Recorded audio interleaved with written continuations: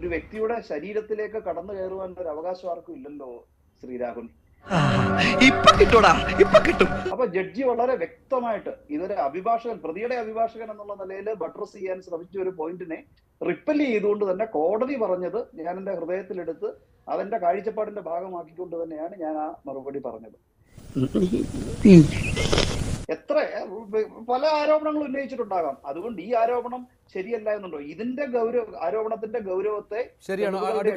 താങ്കൾ എങ്ങനെയാണ് ഇതിനെ കാണുന്നത്? രാഹുൽ പറയുന്നത് ഈ 14 പേർക്കെതിരെയും ആരോപണം ഉന്നയിച്ചതാണ്, പക്ഷെ എന്തിന് സിദ്ദിഖിനെ മാത്രം വേട്ടയാടുന്നു എന്നുള്ളതാണ്. അതല്ലേ രാഹുലിന്റെ പോയിന്റ്? കേസിൽ എത്ര ആളുകൾക്കെതിരെ ആ കുട്ടി പറഞ്ഞിട്ടുണ്ട്? ഈ പറവൂർ സെക്സ് റാക്കറ്റ് കേസിൽ എത്ര ആൾക്കെതിരെ പറഞ്ഞിട്ടുണ്ട്? എന്ന് കരുതി ആ കുട്ടികൾ മോശക്കാരാണെന്ന് പറയാൻ പറ്റുമോ? ഇത് എന്തുകൊണ്ട് അങ്ങനെ സംഭവിക്കുന്നു? ആ കുട്ടീനെ പല രീതിയിൽ പല ആളുകളും ഈ സിനിമാ മേഖലയായിട്ട് ബന്ധപ്പെട്ടുകൊണ്ട് അബ്യൂസ് ചെയ്യാൻ ശ്രമിച്ചു. അതാണ് ഹേമ കമ്മിറ്റി റിപ്പോർട്ട് ഈ കോടതി ഇതിൽ ഇങ്ങനെ ചൂണ്ടിക്കാട്ടാനായിട്ടുള്ള കാരണം പോലും. അപ്പൊ അത് അങ്ങനെ പീഡനത്തിന് വിധേയരാകുന്ന കുട്ടികളാണോ കുഴപ്പക്കാര്? അതോ പീഡനം നടത്തുന്ന, ശരിക്കും പറഞ്ഞു കഴിഞ്ഞാൽ എന്താണ് ഈ സെക്സ് എന്ന് പോലും അറിയാത്ത ഒരു പ്രായത്തിലാണ് ഈ ഭീകരമായിട്ടുള്ള അറ്റാക്ക് ആ കുട്ടിക്കെതിരായിട്ടുണ്ടായത് അയാള്. അപ്പൊ അത് ഇയാൾക്ക് എല്ലാം അറിയുന്ന ആളല്ലേ, അങ്ങനെ ചെയ്യാൻ പാടില്ല എന്നറിയുന്ന ഒരാളല്ലേ. എന്നിട്ട് പിന്നെ ആൾ എന്തുകൊണ്ട് ചെയ്തു? ആയിക്കോട്ടെ, 22 വയസ്സ് മഹാവയസ്സൊന്നല്ല. 22 വയസ്സ് ഈ സെക്ഷൽ ഇന്റർകോഴ്സിനെ കുറിച്ച് എല്ലാം അറിയുന്ന വയസ്സല്ലല്ലോ 22. 22 വയസ്സിൽ സഹപാഠിയുടെ നഗ്ന വീഡിയോ എടുത്ത് പ്രചരിപ്പിക്കുകയും ആൺകുട്ടികളോട് താമസിക്കുകയും ചെയ്തതിന് ചൈനയിൽ നിന്ന് പുറത്താക്കിയ ഒരു വ്യക്തിയാണ്. പറയണത് എന്തിനാണ്? പക്ഷേ ഇത് കോടതിയിൽ ഉന്നയിച്ചിട്ട് കോടതി അത് പരിഗണിച്ചു പോലും ഇല്ലല്ലോ രാഹുലെ.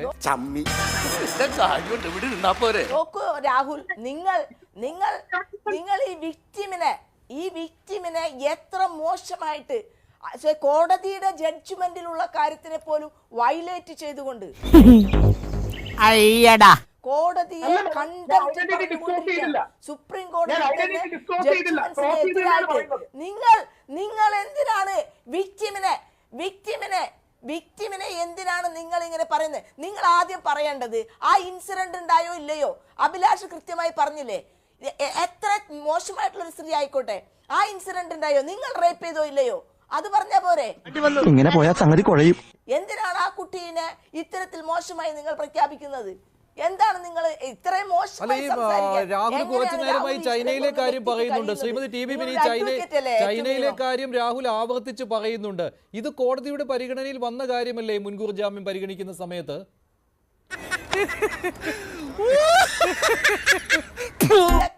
ഇതെല്ലാം അവരുടെ വക്കീൽ അവിടെ പറഞ്ഞ കാര്യങ്ങളല്ലേ. മാത്രം എത്ര ദിവസമായി രാഹുൽ ആ കുട്ടിയെ ഈ രീതിയിൽ ഷെയിം ചെയ്തുകൊണ്ടിരിക്കുന്നു?